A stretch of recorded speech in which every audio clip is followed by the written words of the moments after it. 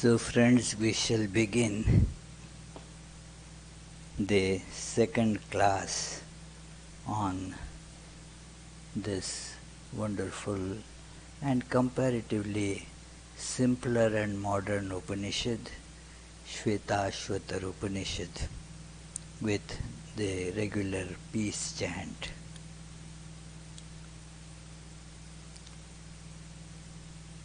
Om Sahana Vavatu Sahanau Bhunaktu Sahaviryam Karavavahai Tejasvinavadhitamastu Ma Vidvishavahai. Om Shanti Shanti Shanti.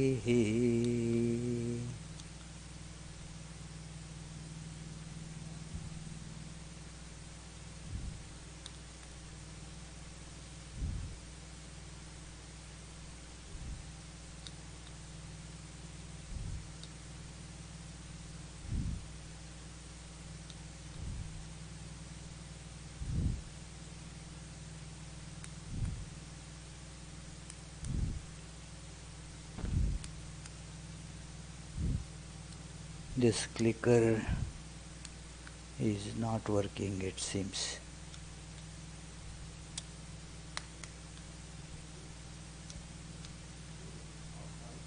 Yeah. May we be protected together. May we be nourished together.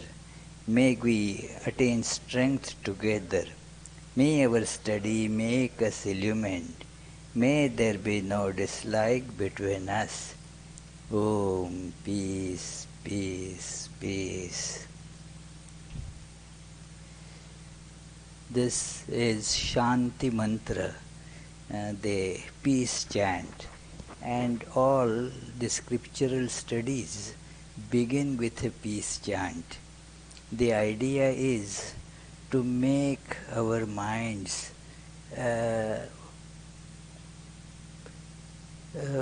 inclined to receive these truths.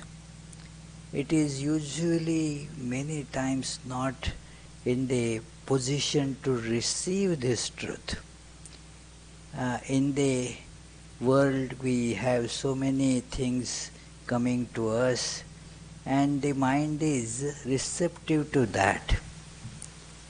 But for this transcendental truth, the mind has to be made first ready to receive it.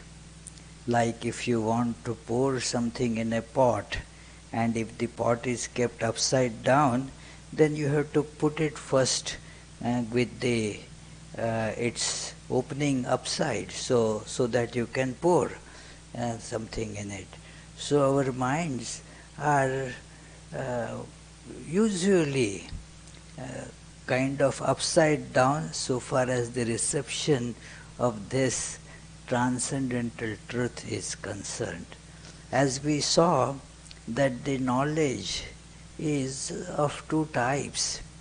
The knowledge that comes to us through our senses, that is one thing. That gives us, when properly pursued, what is called science. Then there is knowledge that does not come through our sense organs. In fact, to get that, one has to learn to transcend the sense organs. And so, we are not generally used to that kind of knowledge. And therefore, when we sit for this study, we study with a prayer.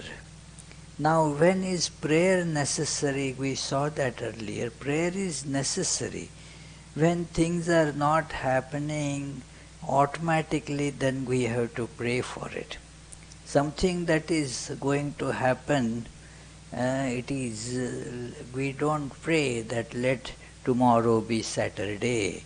By the very fact that today is Friday, You even without your praying, oh may tomorrow be Saturday, it is going to be Saturday. You don't pray for such things because automatically they come.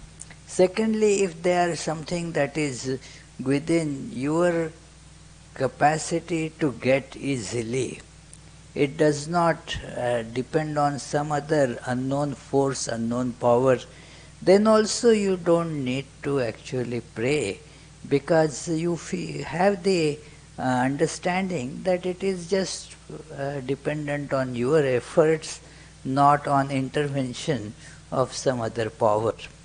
But where you want something and yet you see that your own efforts are not sufficient to get it, then you pray. The prayer is an automatic thing then. Even if one does not believe in prayers or in some great power which controls things, even without that understanding or that conviction, the prayer comes automatically. I remember a conversation with a gentleman right here a few years ago that he was insistent at whom to pray. He was reading Vedanta for some time and said, we are all divine. Why should we pray? To whom should we pray? I don't believe in prayer. I don't pray. And then he had told me about an incident in his life where he and his wife, they were caught in a kind of, life and death situation. And it was a terrible situation that they were caught in. And then I reminded him that at that time, did you pray or you did not pray? At that time, did the prayer come up? And his eyes became teary, and then he stopped discussing this topic anymore because he knows that yes, when we desperately want something and we do not see that within our capability, it doesn't seem to be an automatic thing that will come, then we pray, oh Lord, please, please. Sri Ramakrishna used to tell that how your prayers and your perseverant efforts go hand in hand. Your efforts and your prayers, they both join hands when it is you want something very desperately. He used to tell a story that a man, his little child, was very sick and all hope was kind of gone. And at that time, some village that medical wizard came and then said, well, this child can be cured. There is only one way. What? You see, if somebody goes out walking during a particular constellation of stars called Swati, at that Swati, it will be the raindrop would be falling. First thing is, while walking, this person should see that a particular human skull has to be found. A human skull has to be found, and then that a snake should be chasing a frog. And then as the snake was leaping to catch that frog, the frog jumps and the poison falls in that human skull. how difficult, what chance of having this, you see, that the skull has to capture that poison. And at the same time, there should be the raindrops of Swati constellation. What is the English name for Swati constellation? There is name, I don't remember. That constellation, the rainwater should get drops of that. That should be the medicine for this child. It will cure it. And not only that, the moonlight should get reflected in it at the same time to make the combination work. So now how much chance such a combination would have? Very rare.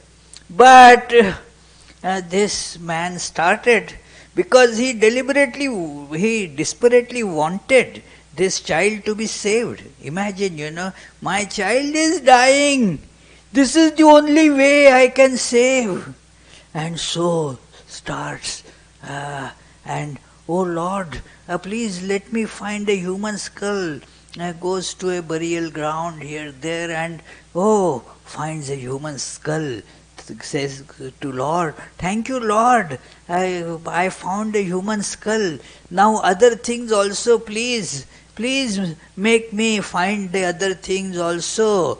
And as the story goes, everything comes together, and then thanking the God for all this, he brings that medicine at home, and that cures the child.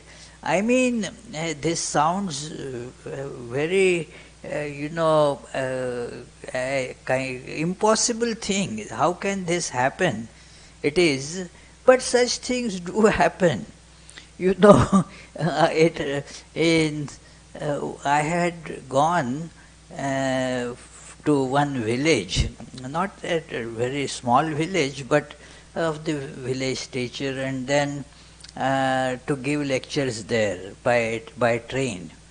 At the name of that small town is Tiroda. So it is near Nagpur, and from Nagpur I had taken a train that stops there, and then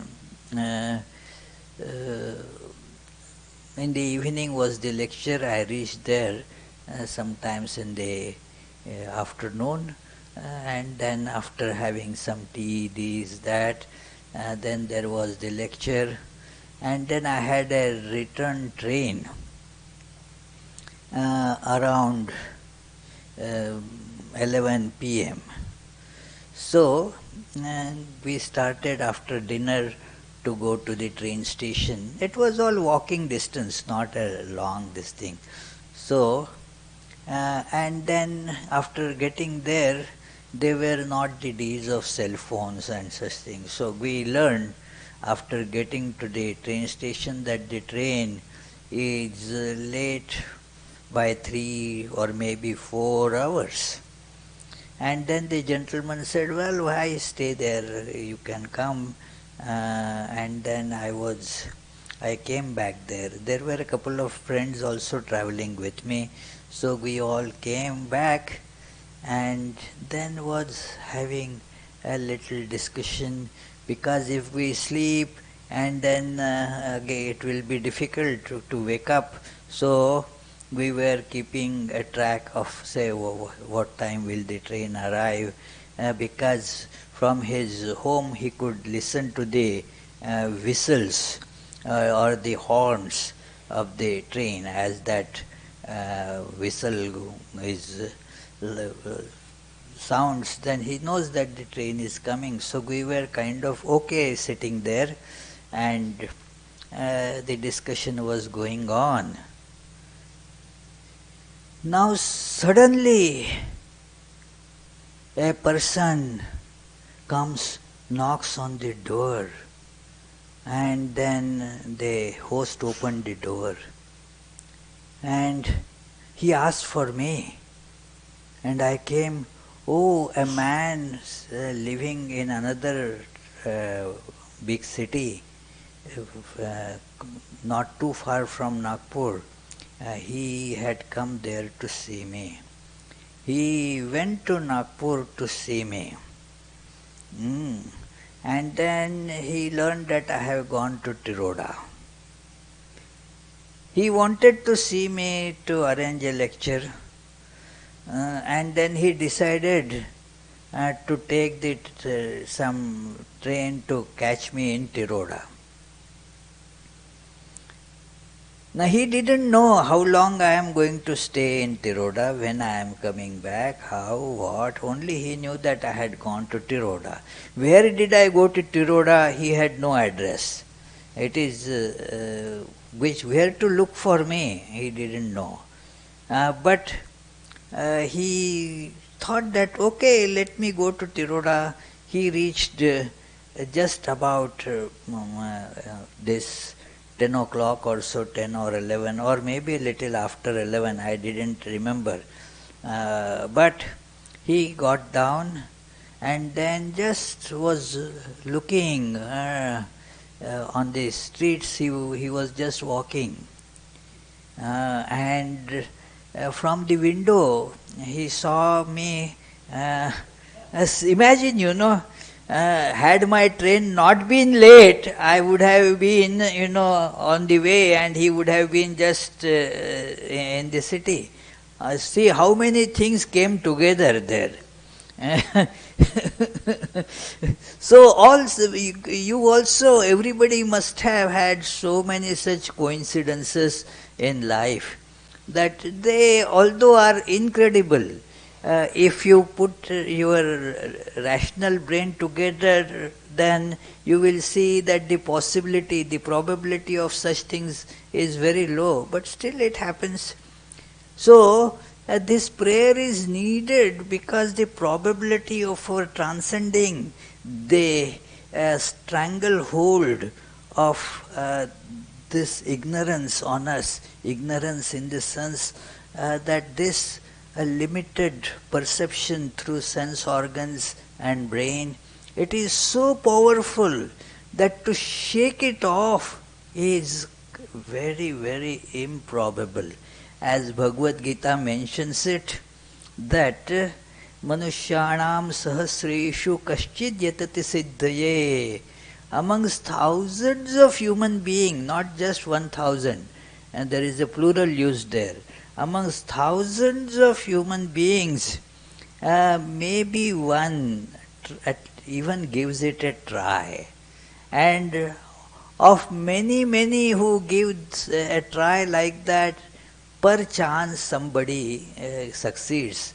That yatatam, that it is api siddhanam kaschin mam vetti tatvatah. Out of such many who are making effort, one may perchance see me.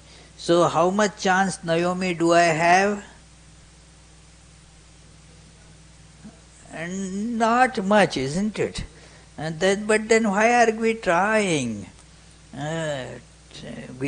It is, therefore the prayer comes, that I may not be successful in these efforts, but O Lord, give me this strength. May your grace, as make the matters conducive.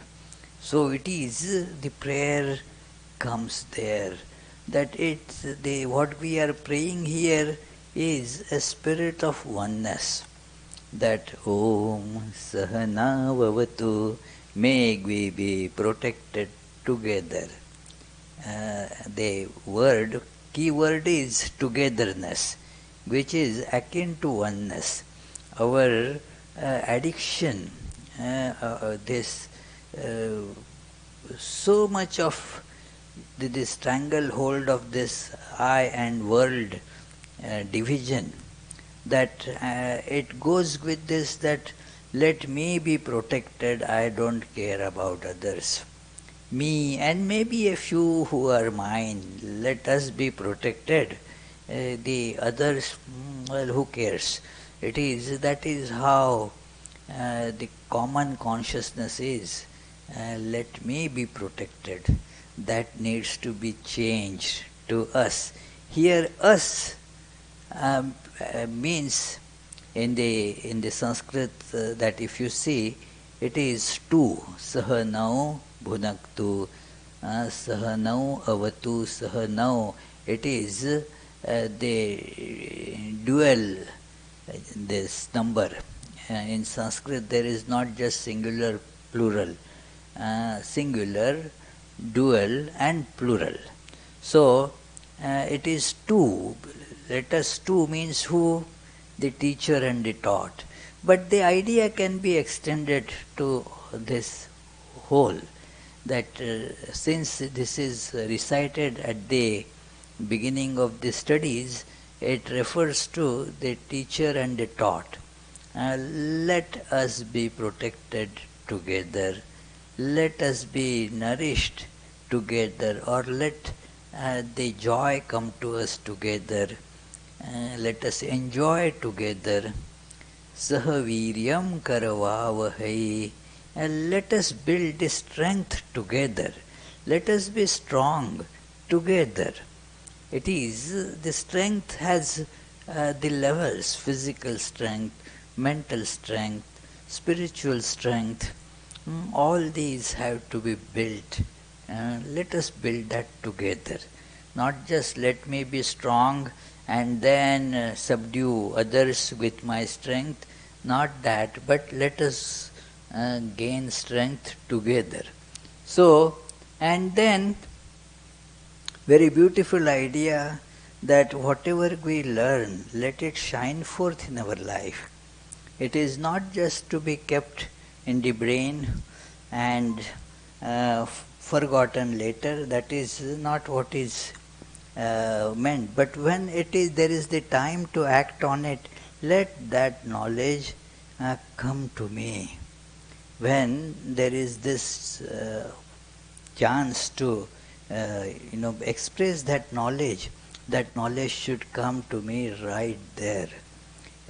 When the occasion comes, we forget it. We all read about the scriptures, all is Brahman, everything is God, and then this world is unreal. I should not get kicked around by the world. But while I understand it, when I get into interaction with world, I get tempted by world. I get pulled around, pushed around by this world. At that time, when the knowledge was really needed, it did not come to my help. It was there when I did not need it. It went away when I needed it. So this is an important thing, this prayer, that when the knowledge is really required, let it come to me at that time.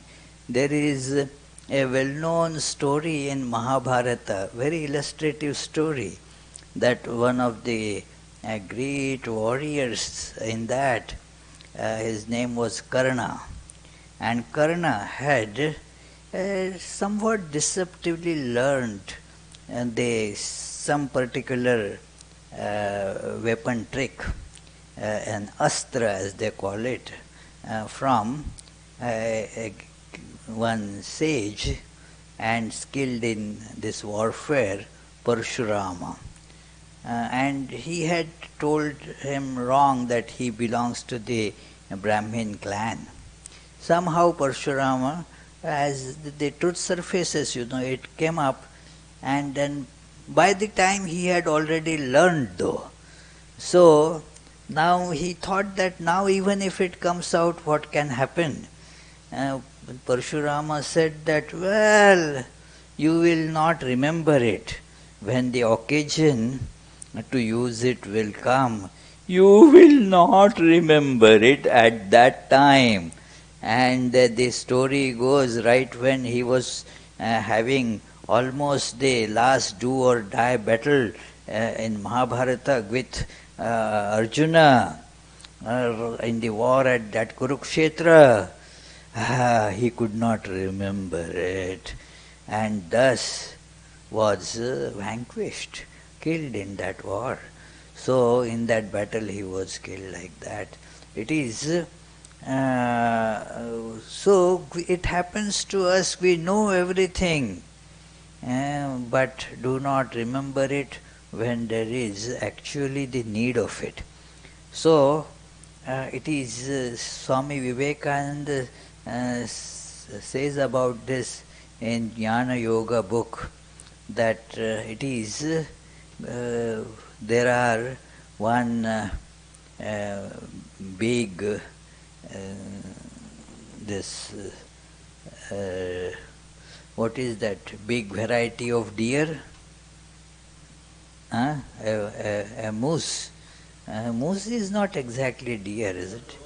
Okay, yeah, antelope maybe. Antelope is big? Yeah, okay. Uh, a stag. Okay, yeah, there he has used the word stag, yeah, correct. A stag was telling its young one that look at me, how powerful are my feet, how big are my horns, and I am not therefore scared of anything, how fast I, run. See, and then suddenly, before this little one can appreciate it, this big fellow, big stag, took to its heel, started running away. After running hither, thither for a few minutes, came back again, panting. The young one asked, "What happened? You were talking about your strength and all, but you got scared of something." And this stag said, all true, I am so powerful, I am so strong, but somehow when I hear the foxes, their bark, then I forget all my strength and get so scared that I start running away. So just when I hear the sound of foxes, so we also have lot of wisdom, but when the foxes of sense attractions they start hollering, then we forget all this wisdom that we had. So therefore, may that wisdom not leave us when it is needed. Let it shine forth in my life. That is the important idea. When I need it, when I want it, let that shine forth. So this is, and let there be no hatred. Sometimes the hatred comes, and that is why the prayer is there. It may not come. If it was not coming, then the prayer was not necessary. But it comes, jealousy, hatred amongst the students, or the hatred of students for the teacher. Oh, this teacher, is like that. He is too partial to that other student. He doesn't love me, or he doesn't give me knowledge properly. That other student is more dear to this teacher. So like that the feeling of hatred and jealousy creeps in. So to ward it off, therefore this prayer, that may there be no dislike between us. So with this a prayer which we will be reciting in the beginning of every class, we go forward to this. This Upanishad does not actually mean a book. We have seen this last time. Let us repeat this idea, get it further clarified. That the Upanishad means the knowledge that makes us free. By the word Upanishad, no book is really meant, but the knowledge. This is a very important part to know, that what is this the Upanishad, or what is really a book. Book means the knowledge, the information that the book contains, assimilating which you become then you get that all the wisdom that is contained in it, that is the book. For example, somebody gives me a book written in Mandarin, all big book. Now for me, what is it? It is just like papers with something black written, some certain things, drawings on it. I don't understand anything. Some pictures, it is a big thing. It is just weight, It is some big books are used as weights. It is when there was wind in our office here, the windows are usually closed. Here also when the windows are open and the winds blow, they tend to blow all the papers on the desk. So then I keep a big book on it. Now what book do I keep? Whether it is Upanishad or it is an encyclopedia or it is a novel or whatever it is, it makes no sense whether it is the book of psychology or geography or its weight matters, that's all. So the book is there just a weight, not really the knowledge. So this Upanishad suppose it is translated in a language that I understand and I read it. Is it then an Upanishad? Still it is not an Upanishad. It is, I understand some part of it. It becomes Upanishad only when I use it to liberate myself. When I understand the significance of it and use it, then it is Upanishad. If somebody says that, okay, you have come to, you are sitting there to eat and you are about to put a morsel in your mouth, somebody comes and tells that is poison. What will you do, Tommy? Will you continue to put it in your mouth? You will just drop it there. Oh, it is poison. Well, no, I don't want to eat it. Do not eat the poison. Yeah. So if you understand the meaning of it, the result will be you will not eat it. That is the understanding of this, the words that it is poison. It will get reflected in your action. So Upanishads bring us the message of how we get liberated from this the clutches of this world, this clutches of I and mine, clutches of ignorance. We become free from that. That message, therefore, is Upanishad, and imbibing that message, thus we get liberated. When it is used like that, then it is Upanishad. Many use these Upanishads. They are scholars, but they use that Upanishad to get a PhD. In some university, they write a thesis on the various grammatical patterns used in ancient Upanishads. So now, of course, that is a different use of Upanishads. Then it is not an Upanishad. Upanishad is only when you try to get yourself liberated. Somebody can study the Upanishads from the point of view of history. Somebody can see that, anthropology, how the different types of human, these figures and all are described there, different types of cultural aspects like clothing and food. There are books actually which give all types of grains mentioned in Vedas. Yeah, that is good, there is nothing wrong as such. But then it is not an Upanishad in this sense. All types of grains mentioned.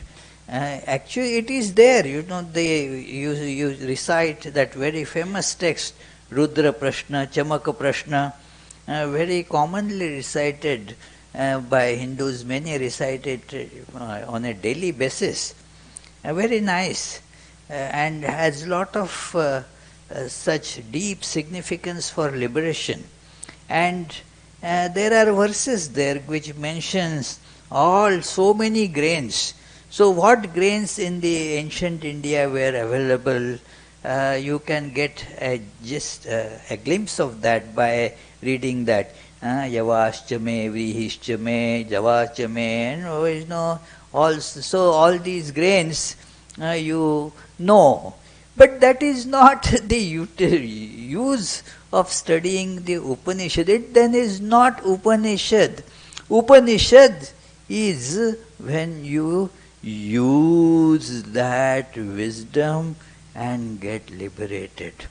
And that is how the meaning of this word Upanishad is.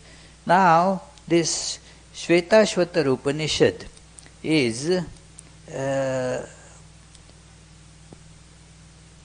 from the Krishna Yajurveda, the dark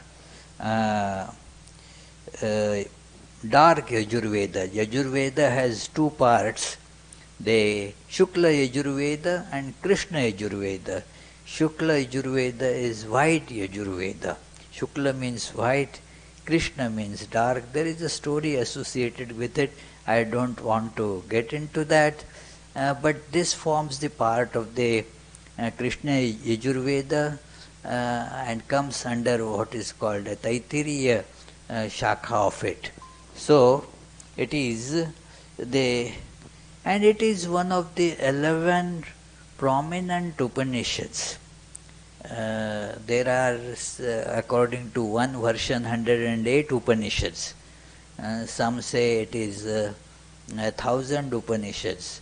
Some bring the number still lower, whatever it is. But 11 Upanishads on which Shankaracharya has written commentaries, they are from that angle considered prominent Upanishads.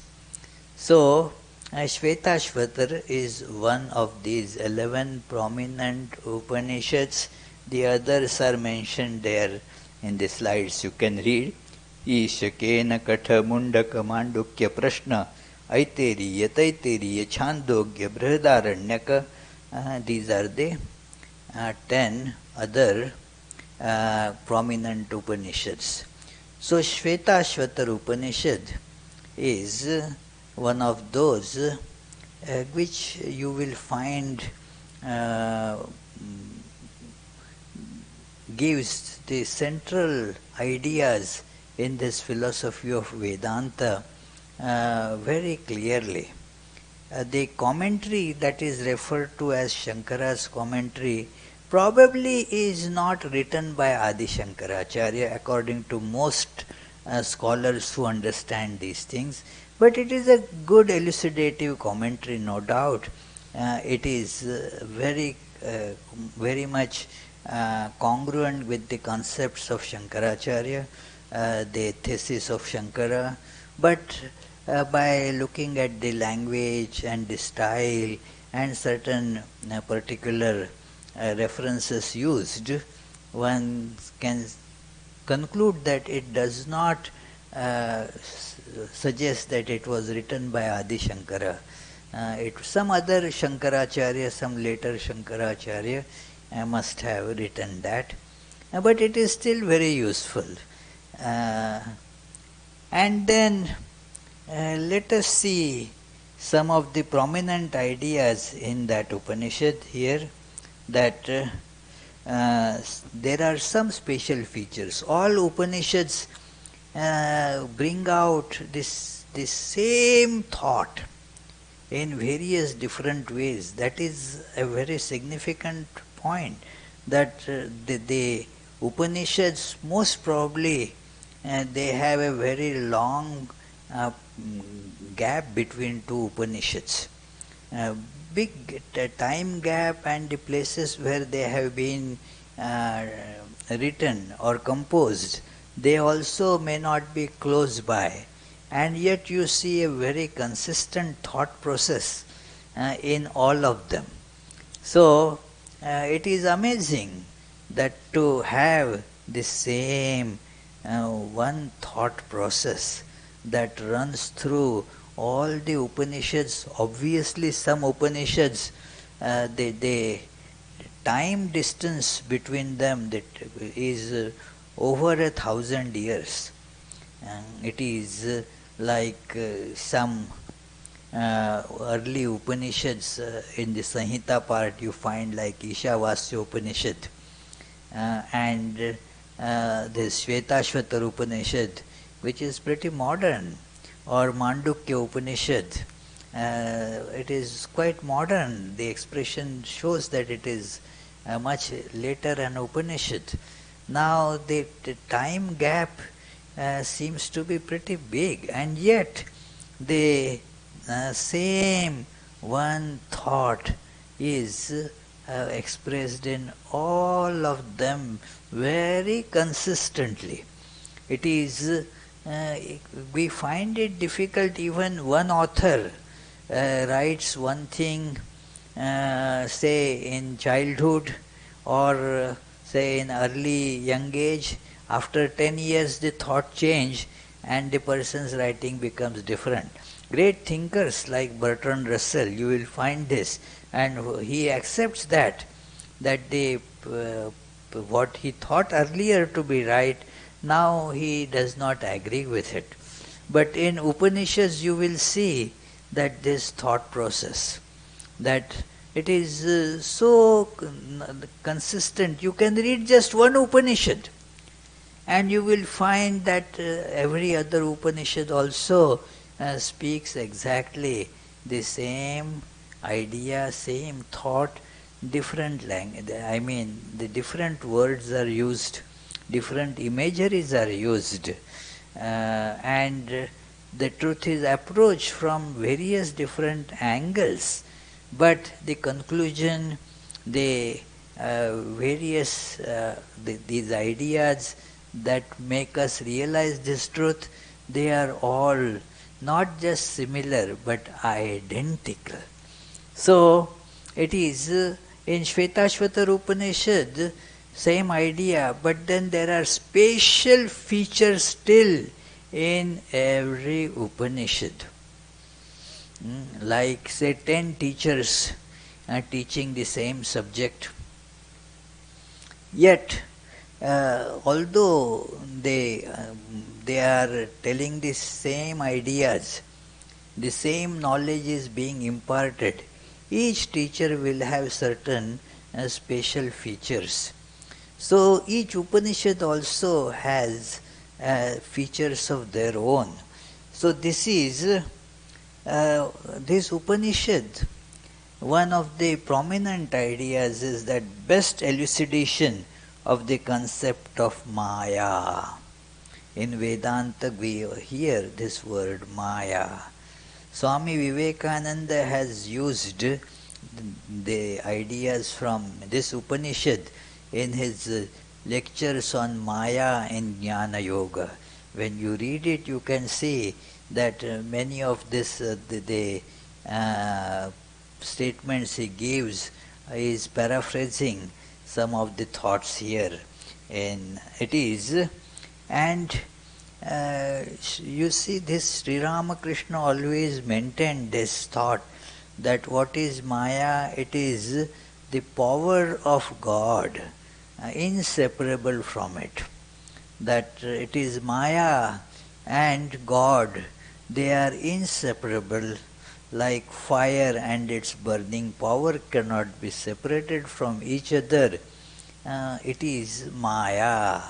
So, in fact, a very interesting question was asked asked to him that, well, does Maya affect God?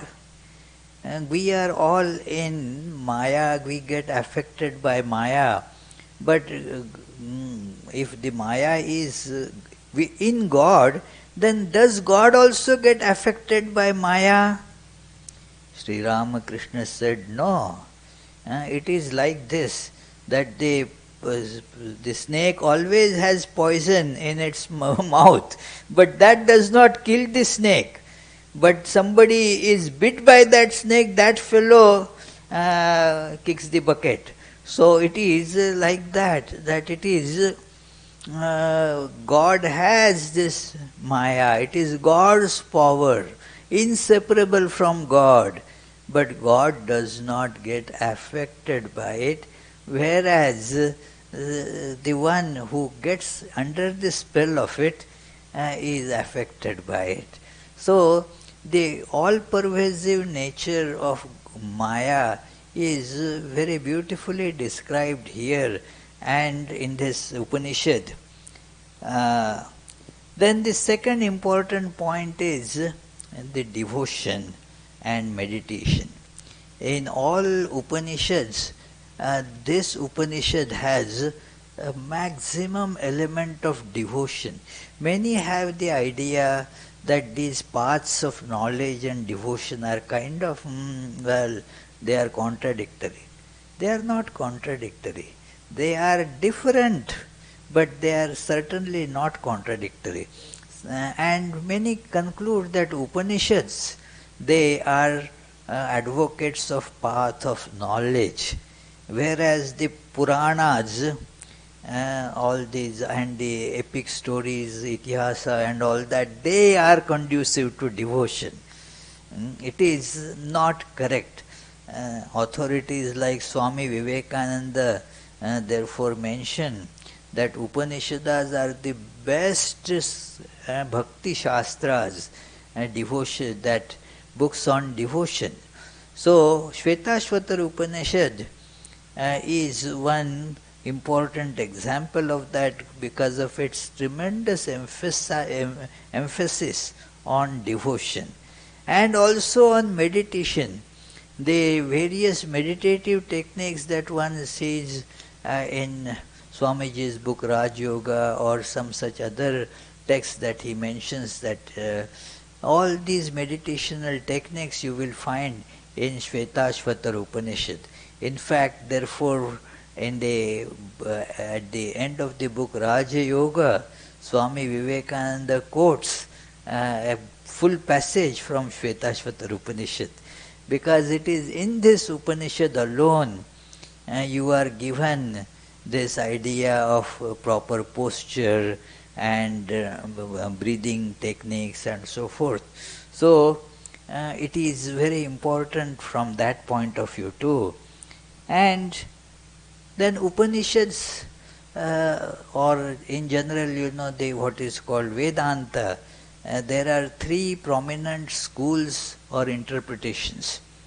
Although all of them accept one ultimate independent reality, when it comes to its connection with us, then there are three prominent ways of understanding it. One is called dualism, that is God, and I am this little being who is subservient to God. As God makes me do things, I have to do. I am completely dependent to God, and the goal in life, therefore, for me is to surrender to God and be always in the company of God. That is the idea of liberation for them. I live where God lives, in the same town as it were. It is called technically Salokya Mukti.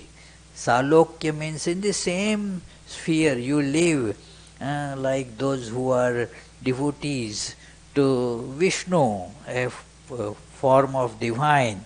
And then they say, we live in Vaikuntha or Goloka, depending, again there are subdivisions in that. So we live there. If you are a Shaivite, then that is you live with Shiva in Kailasa. So that is the Salokya Mukti. Then there is the Vishishtadvaita. All these are, suitable for different temperaments to some extent, and even to for one person in different stages, all three apply. So, the Vishishtadvaita means I and God, we are as such together. God is the whole, I am the part. God is the tree, I am a branch. God is the ocean and I am a drop. So, this is the idea. I am part of the divine. A very beautiful feeling. It is just as I am servant of God. I am controlled by God. I am in the hands of God. Very good. This also is very good. That how you understand the connection between you and this divine. I am connected to God as a part and the whole. It is the first idea. Dualism is very easy for almost all human beings from this psychological point of view. Not logical as such, but psychological. Because the idea of cause and effect is very much ingrained in our psyche. Cause, this is the cause, this is the effect. That is whole actually the edifice of science is built on this, cause and effect. So, and that duality is maintained. This is the cause, this is the effect. And therefore it is quite natural for us to have that dualistic picture, God and I. And God is the one ruler of everything, and I am subservient to God. It is God is the cause, I am the effect, and so forth. It is in Vishishtadvaita, the qualified non-dualism, it is that it is the awareness of one, and yet a separateness of I in that gives rise to it.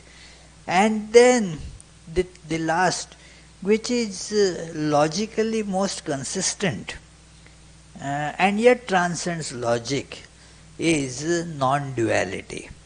That there is no two at all. It is because of ignorance you feel I. It is like the distinction between the animal crackers. It is ignorance. The names and forms, if you take them away, it is all one. So therefore, that non-duality, these are not contradictory to each other, these three explanations. And in Svetasvatara Upanishad, you see a good harmonious blend of all these. So, it is, we will start. Today I wanted to do the first verse, but we have already exhausted the time available to us, so we will wait. We will wait not just till next Friday, but the Friday after that, because next Friday I will not be here. There will be a video lecture on Svetasvatara Upanishad, most probably by Swami Anubhavananda, who is a very good speaker, and he used to be with Chinmaya Mission earlier, and his lectures are very powerful. So we will put that lecture here on the same Svetasvatara Upanishad, and then we shall take up this study that from the first verse in the class that will be therefore in the month of October. Okay, it is probably 5th of October. Yeah, 5th of October, we will take up this first verse.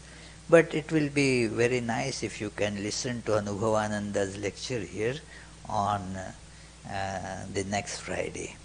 So let us conclude with the closing prayers. Oh, unless you have some questions. Hmm? Tommy has a question. Okay, please.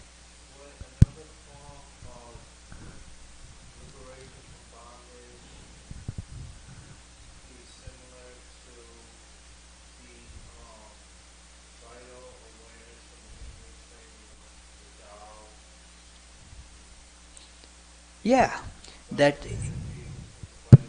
yes, it is. It will be same. The liberation will be same by either the path of Tao. In fact, you will see that the inward training that we were studying in summer from the book of that Tao, it is very similar to what certain practices in the Svetasvatara Upanishad described. The whole idea is this, that you purify yourself, arrange your mind with proper training, and the truth will manifest itself. It is because our instrument of perception, mind, we use mind as to perceive everything, and if this instrument is faulty, then we will not get the truth.